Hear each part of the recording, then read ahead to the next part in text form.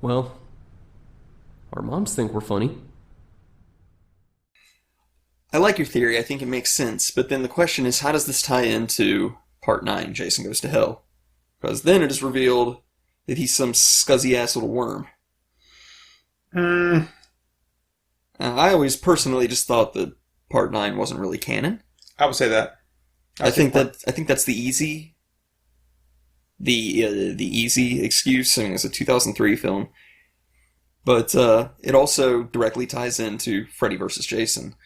Because Part 9 starts off with the SWAT team surrounding the cabin or whatever, and then they just gun down Jason. Yeah, he's blown to pieces. And then what happens? Because I've seen it like a long time ago.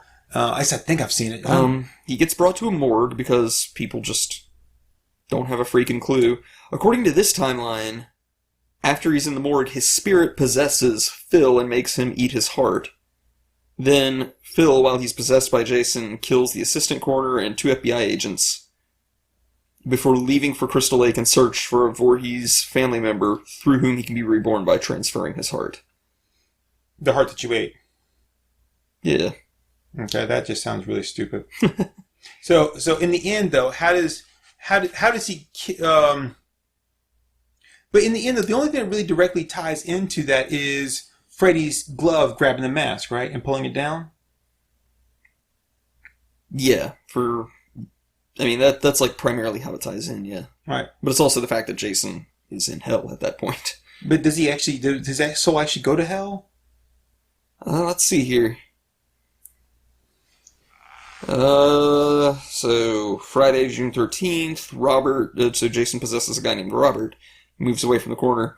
He's going after Jessica Kimball and her infant daughter Stephanie, still trying to be reborn. His soul then gets transferred over to Randy Parker, who gets his throat cut open by Steven. Jason's heart crawls into Diana's dead body, and he's finally reborn. The heart that... Diana Voorhees. The heart that the guy ate. Yeah. So he just, swallows the heart whole, I think, if I remember that scene right. Okay, wow, that's... Okay. Wow, that sounds so stupid. You want my t-shirt? Because I've already got one. Shit. I wear it all the time. It's not a good movie. It's probably my least favorite of the franchise, but... Okay, but yeah, so basically they find a mystical dagger that can finally kill the Voorhees family. Snore! And then Jason is stabbed in the heart by the mystical dagger by Jessica and is sent to hell. And then Freddy Krueger reaches out of hell and pulls his mask down. So his soul goes to hell, but... Okay. But his heart climbed into the one girl, and then he was reborn. Was he born out of her? Or I'm pretty sure that her body just transforms. But his heart has to go into a Voorhees family member, and she is. So she's the daughter of Elias Voorhees, his father. Right. So when they stab him in the heart, does he change back to a little girl, and his soul just gets cast out and goes to hell? She's not little; she's an adult. But does it transfer him back into her though? No. So they just killed her. So he turns into dead. He kills a lot of people, Turk. But he turns into that weird worm thing at some point. I just don't remember it. Well, remember though, in 7, toxic waste apparently just flows freely under New York City. And New York's a bad place. Huh? New York's a bad place. Yeah, especially the Bronx. But it turns him back into a little boy. But not only that, he's a normal human boy. So for half a second. It changes a lot, because it shows him as a normal kid, and it shows him as a deformed kid, and it shows him as an adult. It, the camera keeps, changing. So, I'm just going to say, for all you people out there that have tried the whole, drinking bleach thing, I'm just saying, if you haven't gotten the kind of results you want from bleach drinking, try toxic waste. According to Jason Takes Manhattan, it works miracles. And in New York, you can find just barrels of toxic waste just open and bubbling and steaming in any alley. Yeah, but don't soak your head in it, because your head will melt. What's that? Toxic waste. You're soaking in it. I'm looking over Jason Does Manhattan now. Jason Takes Manhattan. You're thinking of the porn parody, Jason Does Manhattan. Jason Does Dallas. You could use takes as a sexual term, too. Take me, Jason, take me. Where? I don't have my hockey mask. You need a jacket.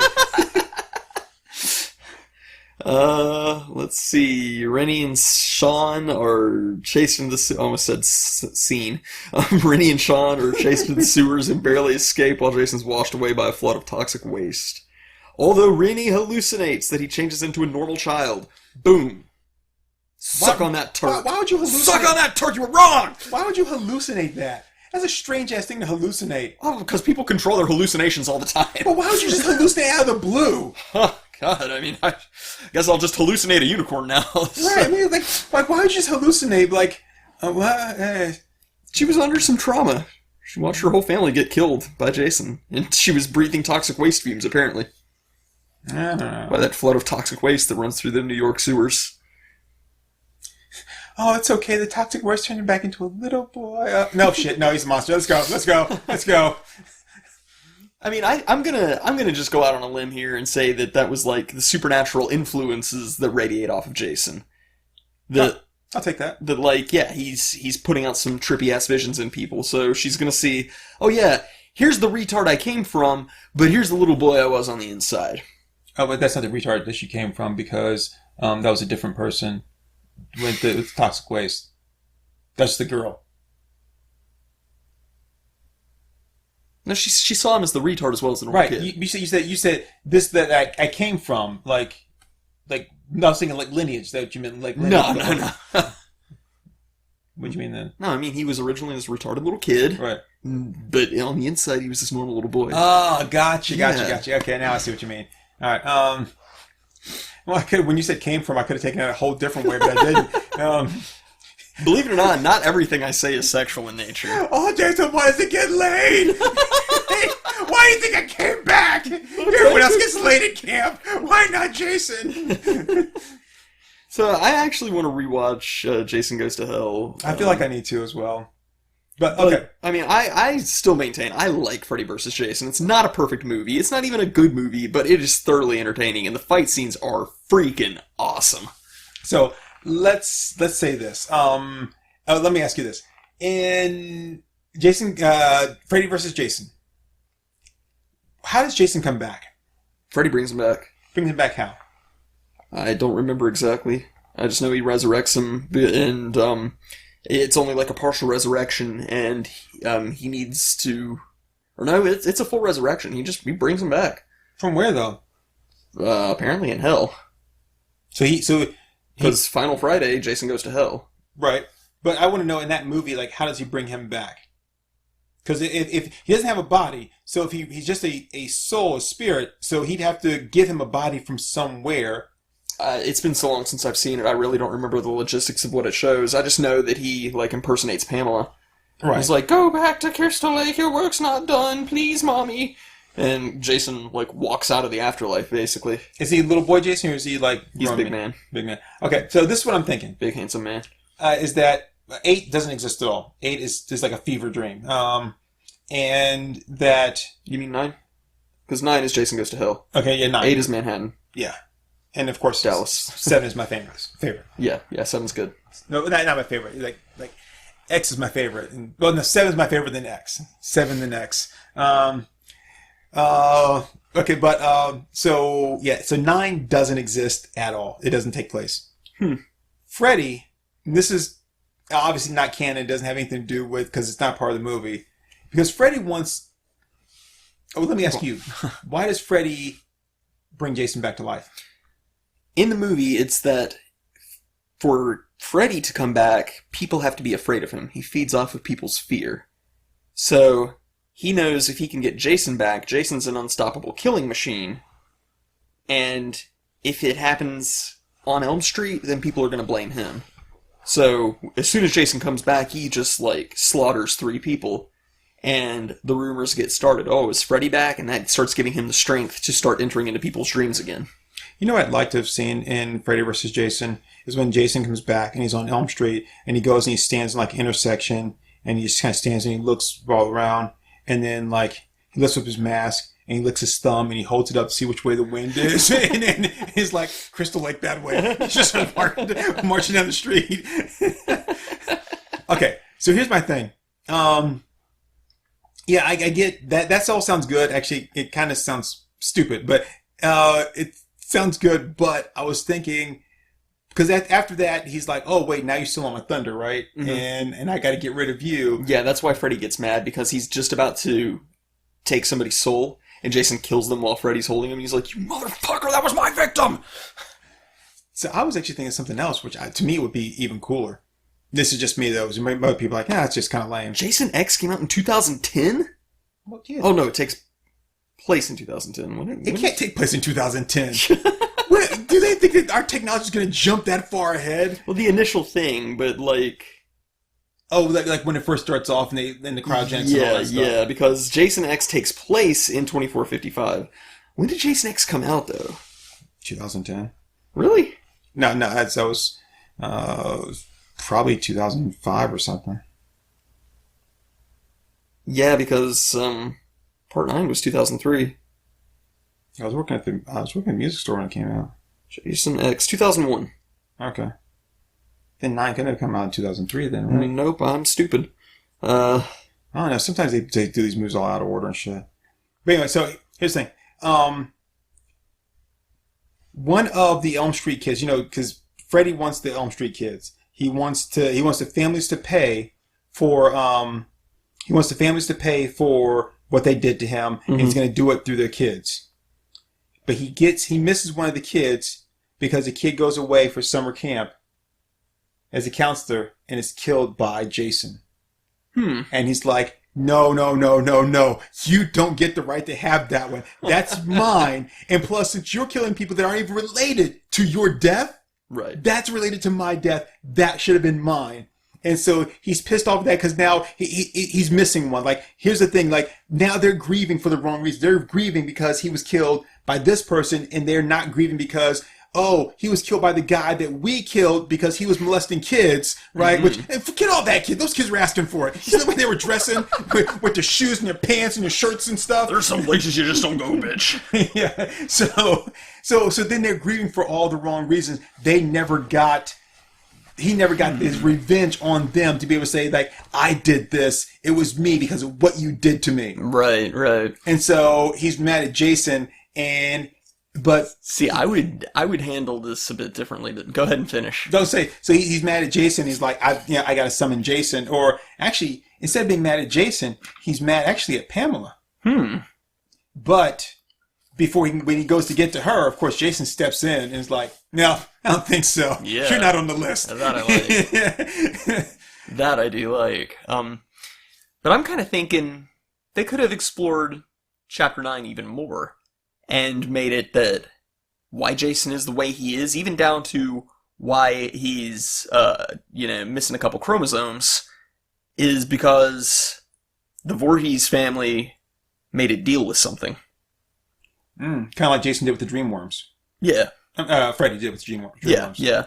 So, Jason can transfer his heart, Jason can possess people and all that. They missed an opportunity in Part 9 because it's poorly written. That could have explained everything. Pamela and Elias Voorhees, they've got all their kids. They make a deal with some kind of entity, some kind of weird hellworm thing. And it's like, we'll make your son, your son's not going to be normal. But I can make him to where he's protected. That he can't be touched. He can't be killed. So then Jason comes out, he's all befuckered up. But the hellworm thing is inside him. Now, yeah, he goes to Crystal Lake. He apparently drowns. They never find the body. Pamela's going to blame this thing. Oh, I made a deal with the devil. You promised me you'd protect him. Well, hey, he didn't die of cancer. I was about to say something. I'm sorry, Pamela, please. I mean, Voorhees. Sorry, bitch. I did my part. It's not my fault you didn't read the fine print. But now Jason does have this thing in him. He is unkillable. So I think that they didn't make it canon enough. I think that they could have explained all of that. All right. Tell me what you think of this. So, Freddy makes a deal with Dreamworms, okay? Okay. And the Dreamworms, he's like, please give me the power to strike at them at their dreams, right? And so he makes a deal with the Dreamworms. And maybe they manifest themselves as worms, but they're not really worms. They're just demons. Right. They're just demons. They present themselves as worms. And so And of course, they want to do that because he's causing all kinds of chaos and wrecking havoc and stuff on the physical material world, which is great. That they love that. They're feeding off of that.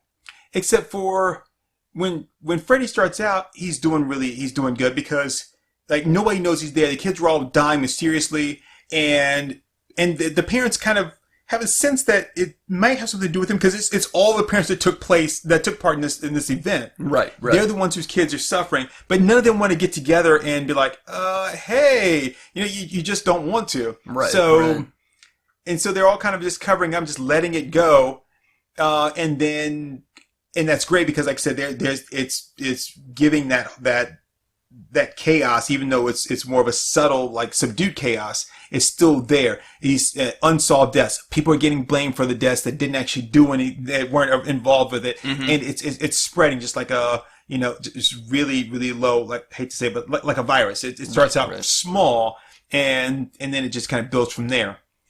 We're gonna scratch the second one. We come back to the third one, and still it's starting to grow, and now more people are taking it seriously. But then we get to the fourth one after, like, Jason gets defeated, and like, okay, look, the whole, like, they're going to put your soul to rest and all that kind of stuff. Your soul can't be put to rest. Remember, we found you in hell. Right. Your soul can't be put to rest because you were evil. You were going to go to hell. Just giving you a consecrated burial does not change the fact that you were going to be in hell. It's like, they fucked you. They tricked you into thinking this was going to happen. Right. It's not. So Jason comes back, but now, like, he's killing people, but he's not doing that. He's not creating that chaos that he was before. He's not spreading that fear that they wanted. He's getting all comical and shit with it. And some of the demons are like, you know what? This guy's not doing what we want. Right. And you know what, though? I'm actually going to put my money into someone else. So then, again, they manifest themselves as a, quote, worm, but I'm not a dream worm. Now I'm this, I don't know, like, murder worm. Right.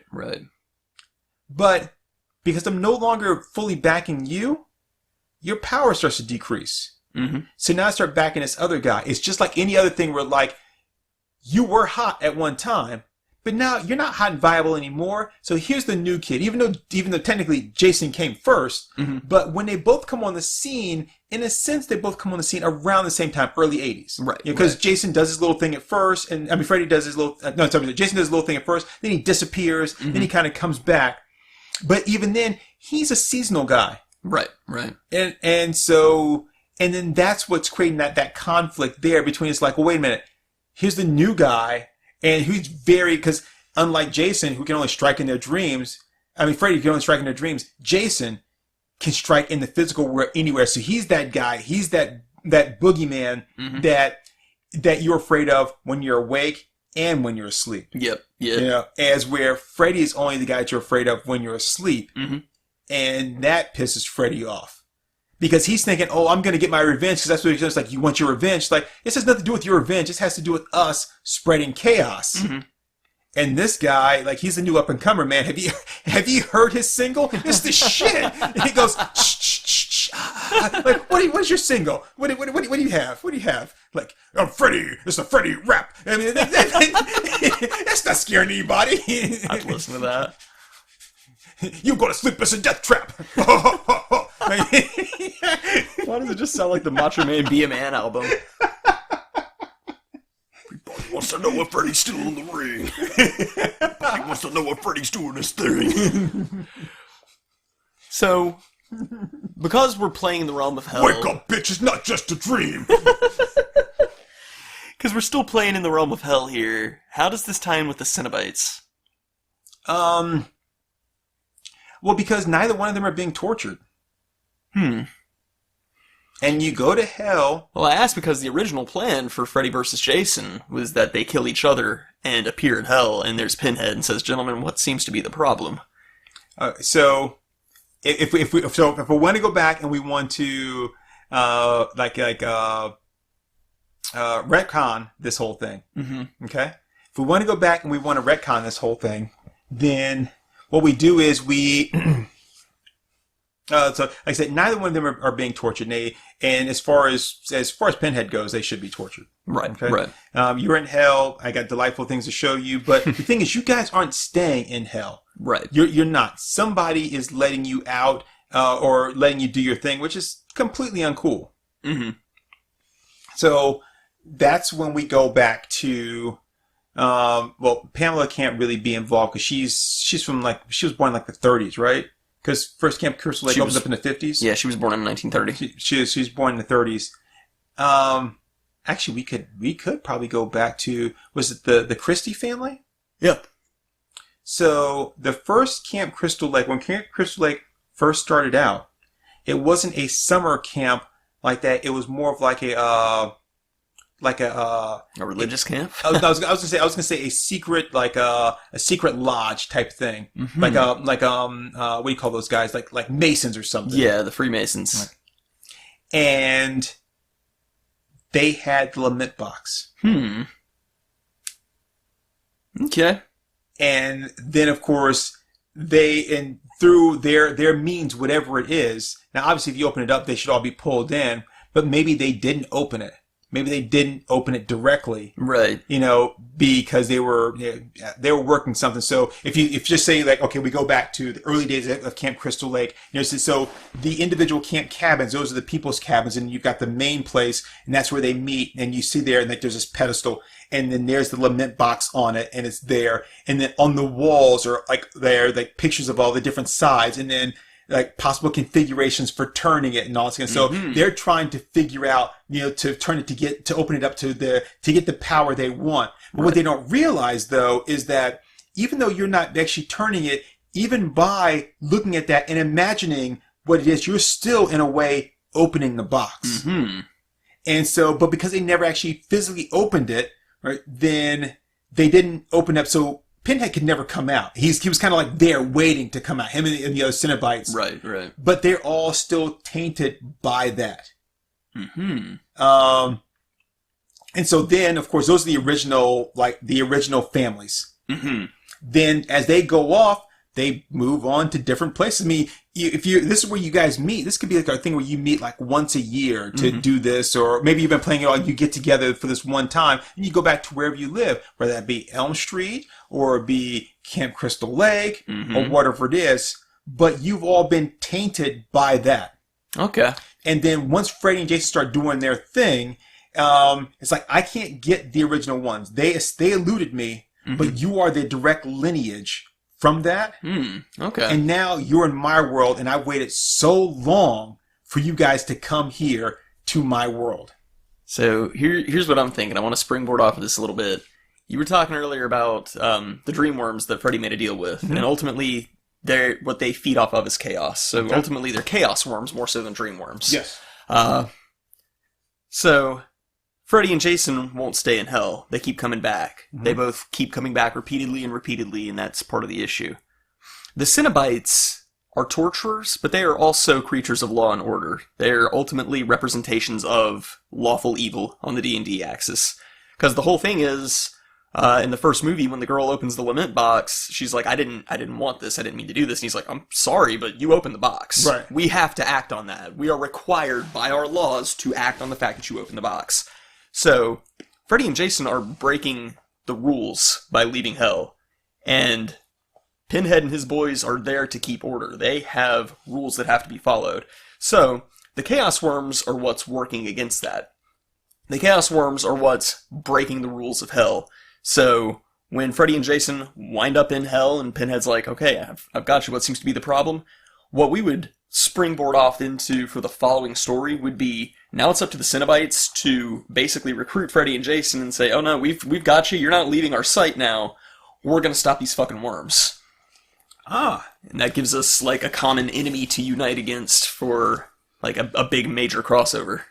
So as you were describing that, I was thinking that, because you were saying the Cenobites are agents of law and order, is that they realize that these two souls keep escaping, leaving, but they also know they're not capable of doing that on their own. Yep. So it's like, who keeps opening the door? Yep. To let them out? And so they go basically looking for whatever it is, and they're like, oh shit, we can't be found. And it's like, Freddy, Jason, protect us. Yeah. And it's like, stop them from finding us. And of course, that's when they're going to offer them power. I'm going to give you more power. Mm-hmm. And there's that thing where like Freddy's like, like every town has an Elm Street. It just doesn't really work. It's a really cool thing. It's like, but it doesn't really work for you because you were after someone specific. But at the same time, though, at the heart of it, you were this monster. Mm-hmm. And if we get down to it, let's just say, just gonna back things out here. Let's just say that he wasn't maybe a child molester. Maybe he's a child murderer. Yeah, well, that's why it wasn't the original thing. And that the thing is, yes, every town has an Elm Street, but which means that if you're kind of confined in a sense to Elm Street, but there are children for you to murder, like all over the globe. Mm-hmm. And so it's like, we can give you the power to kind of leave your Elm Street, which I think he does in 5 anyway. But yeah, I think so. And or tries to do in 5, and then the same thing with Jason is. I'm trying to think what would be really cool. What I'm thinking with Jason is we can finally let you die because Pamela's the one keeping him coming back and saying, "Oh no, I'm not done with you. Go kill these kids. Go do more. Make mommy happy." So their whole thing could be, we can finally just let you rest and your work is done. That kind of thing. Whether that's containing Pamela or what. That works. Or maybe the worms are using the image of Pamela to manipulate Jason to begin with. So it's like, no, we've taken care of Pamela. the chick who's been telling you to do this stuff is not Pamela. Could be that kind of thing. Oh, yeah. Which would be what gets Jason on their side against him. Because it's like, oh, so you're going to use my mother's visage to control me? Not going to happen. So that could be what actually gets them to recruit Jason, because he's just a force of nature anyway. It's not like he's going to listen to reason. But if they can prove, oh no, she's been in hell. Bro, she's been in hell and we've been dealing with her. So that could work as far as Jason's end of things. You know what would be awesome is like if you do all that and then once it's all over, then they're like, all right, Jason, you're free now. And he's free, and it's like you were never really responsible for any of this stuff. You were being manipulated, and now you can pass on to the afterlife too.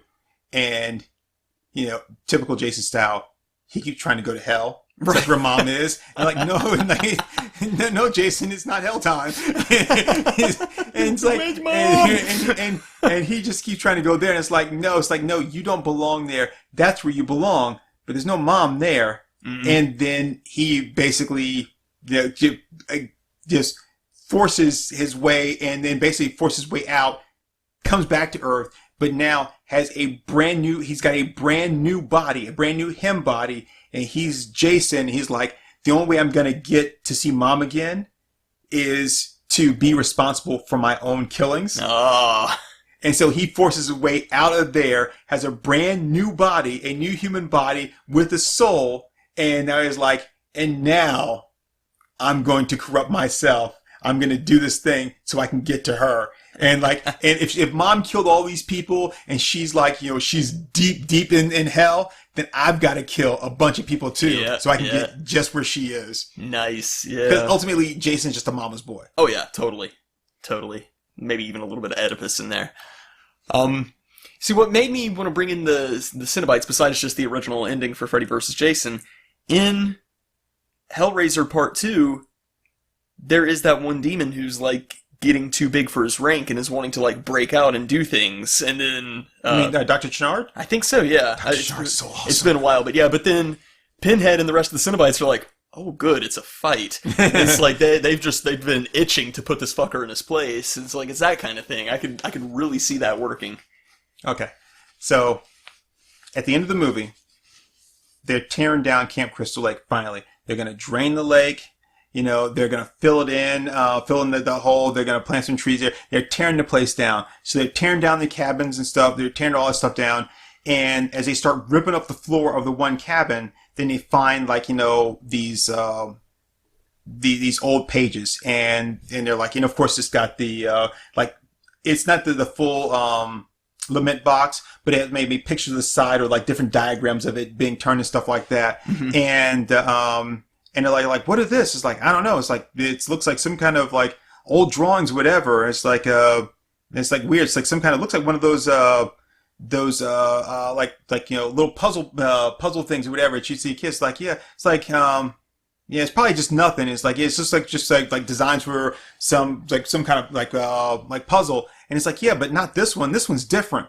And it's like, yeah. And he pulls the paper out and it's made of human flesh and it's written in blood. It's just a page from the Necronomicon.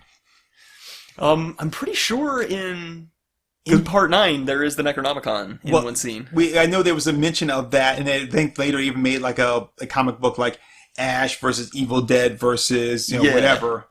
And it'd be so cool to bring Ash into all that. Nothing may ever come from it, but I think that would just like the whole the hand reaches up, grabs the mask, and pulls it down. Yeah. Then you can just have that one page that's there among all that, and it's like, there's some super culty shit going on here. Yeah, and of course, these guys are too stupid to know anything about anything. Right, yeah. I'm just like, oh, there's some sick fucks up here. Yeah, I like it. And then it's like, huh. And they just like, they're like, just toss it in with all the other stuff. And they do. And then like the camera's like slowly pulls back from the wood. So as they're still working and tearing stuff down, and the camera just kind of pulls back as you kind of see like, the campus being like torn down and stuff. Like maybe it's like the last building, like the other ones have kind of been demolished and they have like a bulldozer. Yeah. And the camera pulls back, and just kind of pulls back, and all of a sudden it just starts racing forward, low to the ground, like Evil Dead style. And then it races up on them, and then credits. Nice. I like it. I like it a lot. So I don't think we've really still solved the problem of like where Jason came from. But we don't really have enough information to be able to say where he came from. Yeah, he doesn't make any sense, but he's some kind of supernatural force. And yeah, as far as film canon, we couldn't figure it out, but I think we provided a really good alternative. Honestly, I like our idea better. Now, it would be interesting if his dad like showed up after everything and went to now that the mom's been killed, and he's like, Pam, it's like, I should have stayed, I knew you were crazy, but I didn't think that it would have, gone this far and stuff. And, and then he ends up, maybe, I don't want to say he finds Jason's body, but, somehow, maybe Pam found his body and she put it somewhere. Just like he has her head sitting where, and it's, because that's in the second one, that's where she pretends to be, she's like, hey, Jason, it's me, mommy, and all that kind of stuff. So she had his body somewhere, and she was talking to him, she's like, I'm going to get revenge, Jason. He's treating him like he's alive, of course, knowing that he's dead.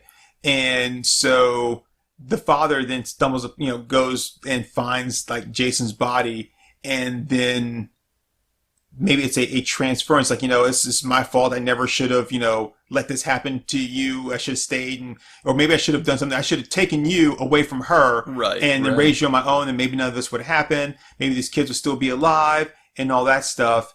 And then there's kind of like this like transference maybe, and then Jason ends up taking over his body, and that's who is there in part 2. That's why he knows what he knows and all that kind of stuff. Yeah. And because he takes over the father's body. That's why he's a grown man and he can do all that stuff. I like it. It still has to involve some kind of like supernatural element of like that, or but yeah.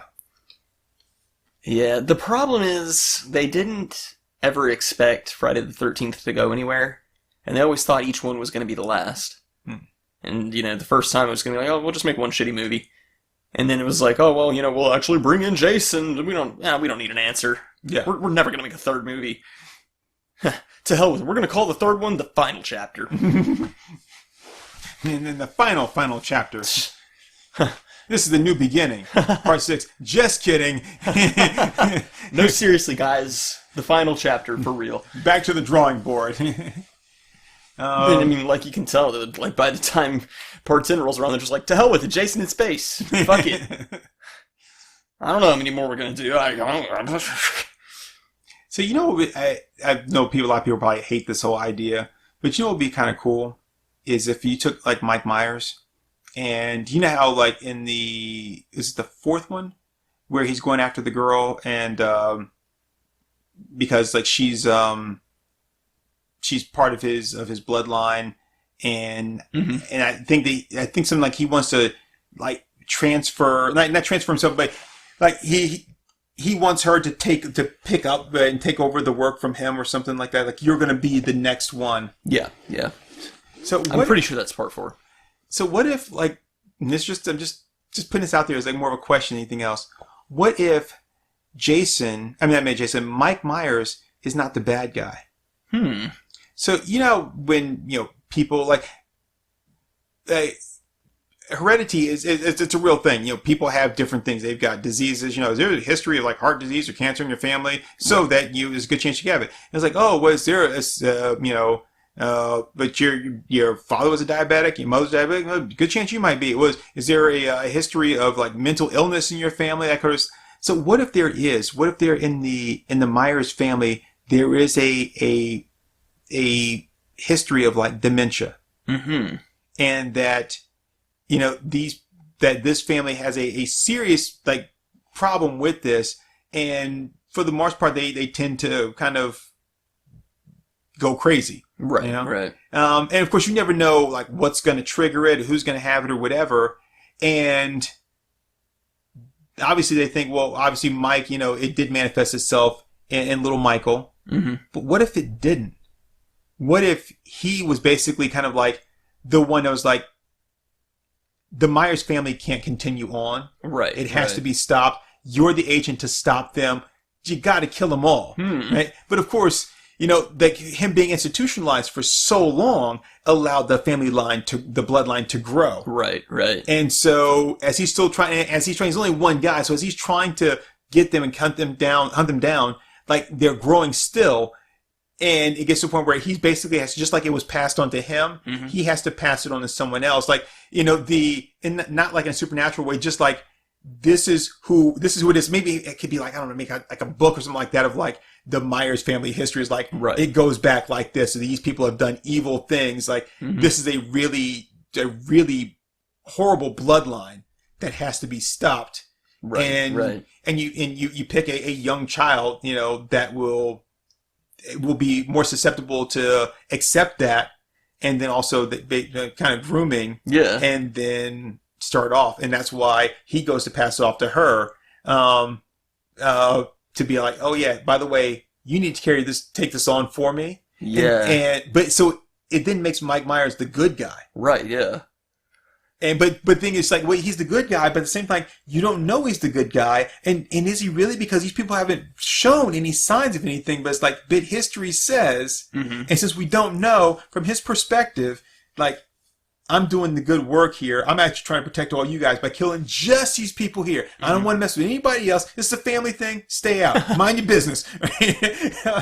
And that's it. He just keeps going and going and going, trying to basically get protected by taking out the Myers bloodline.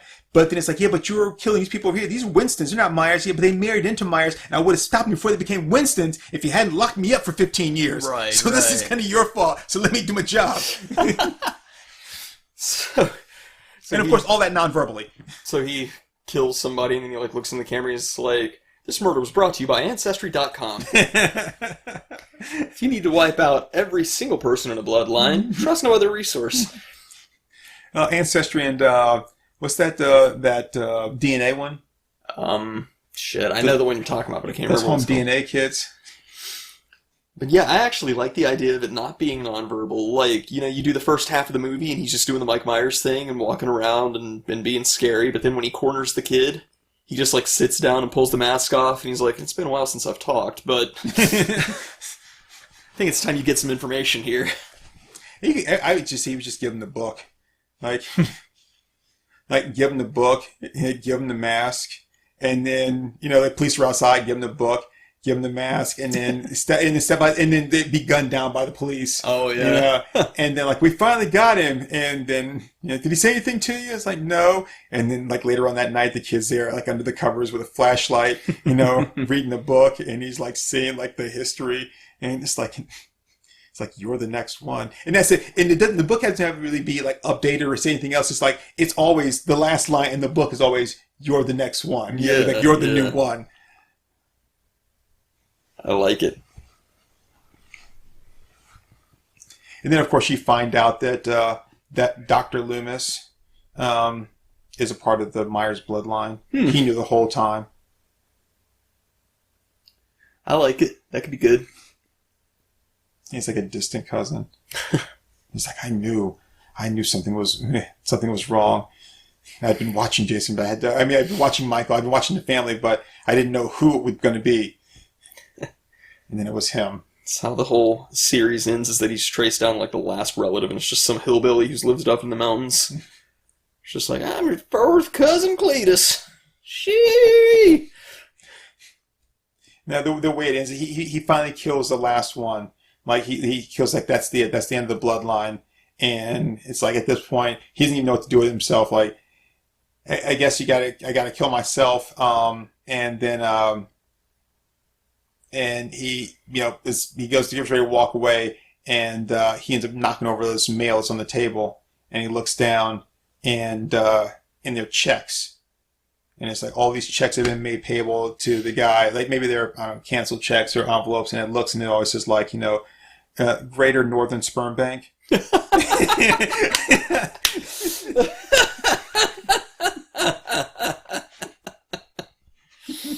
There I go, kill him again.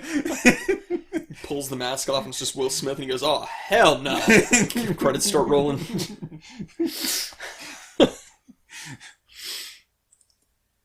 And then we'll get him to contribute some kind of like Will Smith Halloween rap. That's the kid that he passes the legacy on to, is Jaden Smith. Oh God! No, cut! So No, instead of doing all these Michael Myers style killings, he's just like Hannibal Lecter, and he'll just like walk into the room and be like, "Fax morning, Clarice." You're supposed to be killing them. I am. I'm killing them with tweets. Those aren't real deaths. I'm killing his social media account. Becomes the most followed person on Twitter, and like the last thing that he tweets is like, anybody with a true mind would kill themselves for a higher consciousness, and so everybody just commits mass suicide. It's like, don't do it, Jaden Myers. Don't do it. And they shoot him. He's and he's laying there, and they're like, and then he looks over in his hand. He reaches for the phone, and he just send it. No. They managed to kill him just before he stops it, and then Trump walks in the room and is like, "What's this, an unsent tweet? I never leave a tweet unsent. Never." This tweet is bullshit. It has no capital letters, no exclamation points. Lousy punctuation. You should capitalize all the important words in your sentences, all capitals. I'll fix this right up and send it out for you. All these words are spelled properly.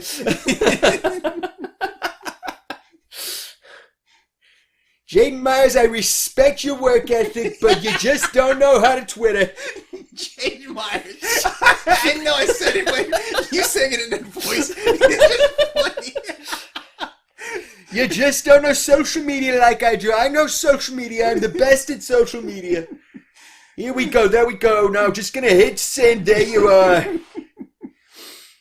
Why is everyone killing themselves? I had nothing to do with this. I do not know this man. I've never met Jaden Myers.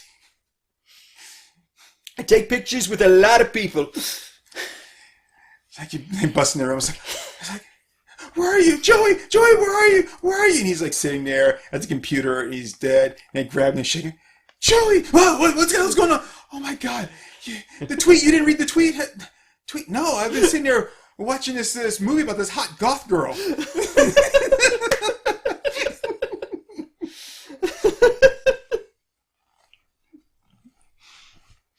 Now, see, that would be an awesome like horror movie parody. it's about a guy who has like a serial killer coming after him, right? And so he then decides to he's like, oh shit, there's no way I can escape this guy. He's unkillable. He's inescapable. He's like, unless, and then he like gets like finds the ring tape and puts it in, and then he goes and he digs up like Freddy's ashes and pisses on him.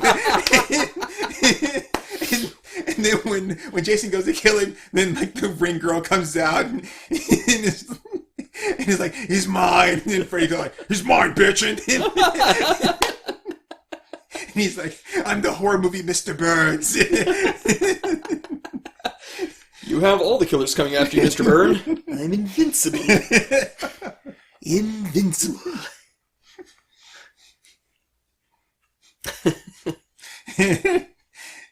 And then he's like, and it's like right as they're fine, they're settling it all out. They got like a mediator or whatever, and it's like, okay, all right. So you'll both attack, and each one of you will deliver the killing blow at the same time, right? When I say go, and then it's like they're supposed to say noise, and they see an envelope slides in from under the door, and like, what is that? And they open up, and it's like, dear boy in the next apartment, I really like you too. Yes, I think we probably can be friends. It's like, would you still love me if I wasn't a girl? It's like, meet me after the sun goes down. It's like, ah, shit.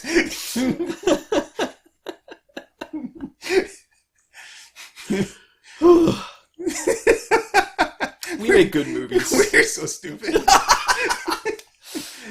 Oh man, you know what? In the 80s, we would have been like the only writers for canon films. That would have been it. Golden Globes would have gone nowhere. It would have like they were like, no, we only need these guys right here. It's like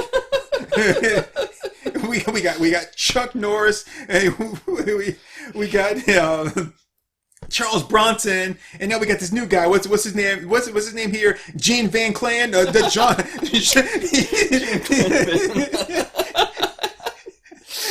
John Van Clyde is like, yeah, we got him too. It's like,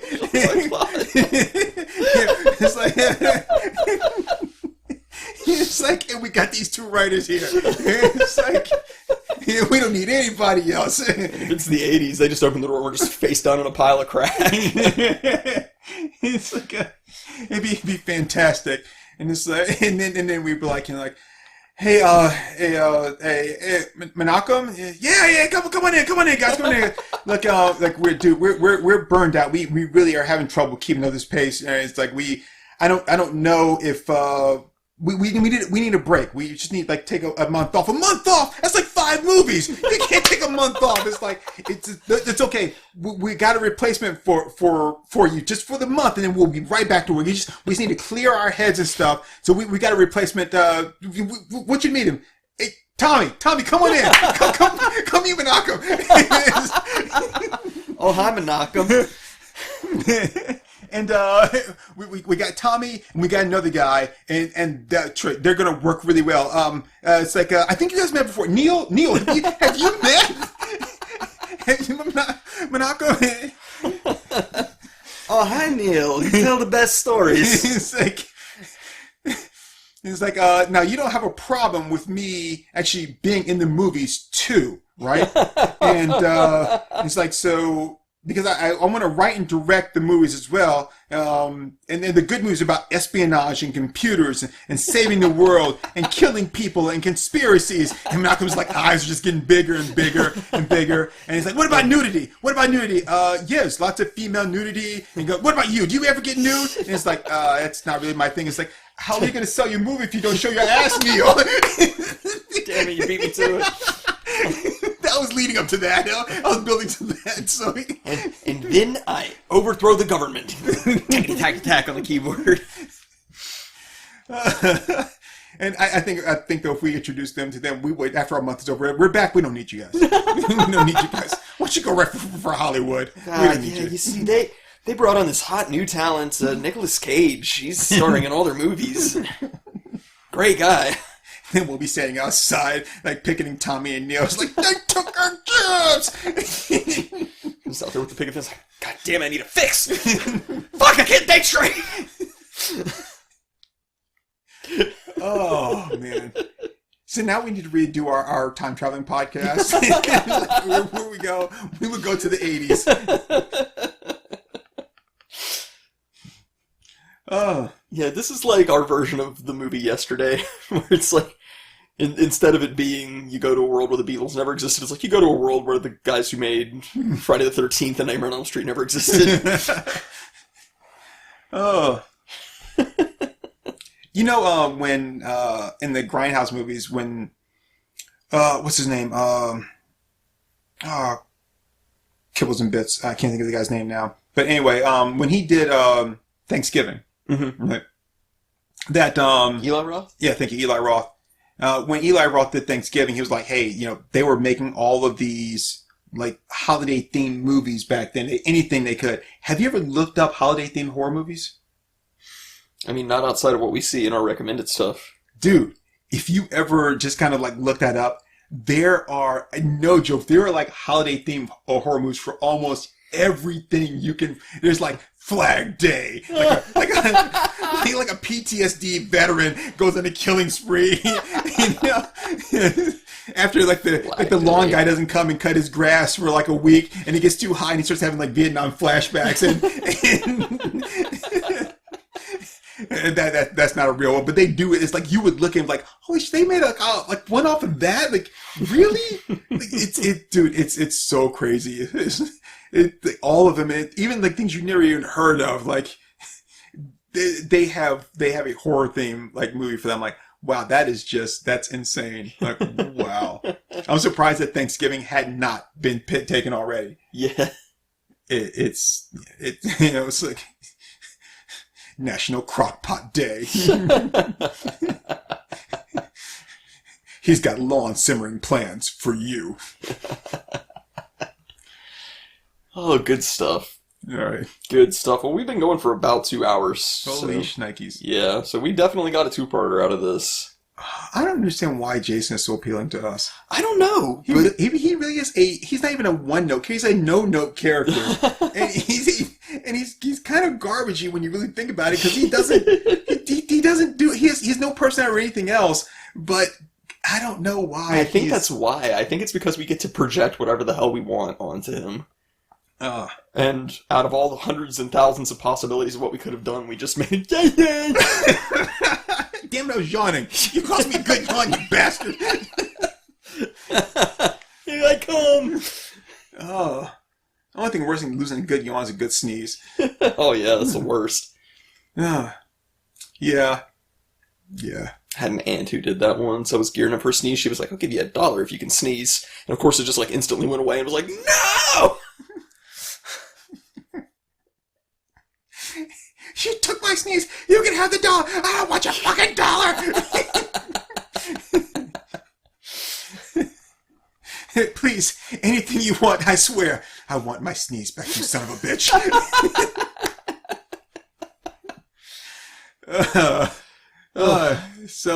Yeah, we love Jason, and we love good 80s horror movies. We love bad 80s horror movies. Okay, so, my name is Turk182, and you can find me every Friday the 13th. Which actually we had a Friday the 13th this weekend. Yeah, we do. But you can find me here on our Moms Think We're Funny with Acomi. You can also find me on the comic book podcast In the Gutters that I host with Wallcrawler One, where we talk about everything comic book and comic book related and everything that's great about comic books. And you can find me doing all kinds of stupid stuff pretty much anywhere that I am. You know, I don't go out of my way to do stupid stuff. It's just genetics. You can find me on social media at Instagram, Turk182_KE. And you can find me, you can find me on Twitter. You're not going to find me doing shit because I do hate Twitter so very, very much. But you can find me there at the same place, Turk182_KE. And pretty much almost wherever I go, there's Acomi. That's me, Acomi. You can find me wherever there's an Elm Street at Acomi Draws. Yep. Not killing children. not killing children. Yet. But, Killing him softly with his art. No, not killing him. So if Jaden Smith hit me up on Twitter and was like, hey, I want to write a comic and I want you to illustrate it, and I took the job, would you be mad at me? No. Would you lose all respect for me? No, you know what? I would be mad at you. I would be mad at you. I certainly would. If Jaden Smith wanted you to write a comic for him, and you took the job, and to draw a comic for him, because I'm assuming he's going to write it. Yeah. Either he'll get M. Night Shyamalan to write it for him, but he wanted you to draw it for him. I would be mad at you. Yeah, I certainly would, and I would be like, I can't believe this guy. After all this shit and everything, talking all this shit, he's going to, just compromise himself by working with Jaden Smith. Sorry. I would only do that just so the next day I would get a tweet that says, fax warning to everyone except Turk182. I'd pin that on my tweet. Maybe like the top thing. Like, fax warning to everyone except the Turk182. And you know how I would respond to that tweet. It would be, speak to him, Jaden!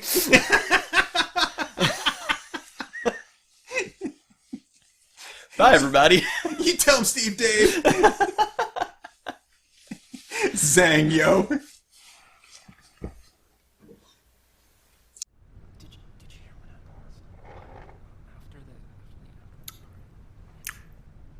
All right there, folks. That was Our Moms Think We're Funny. Let's give them a hand.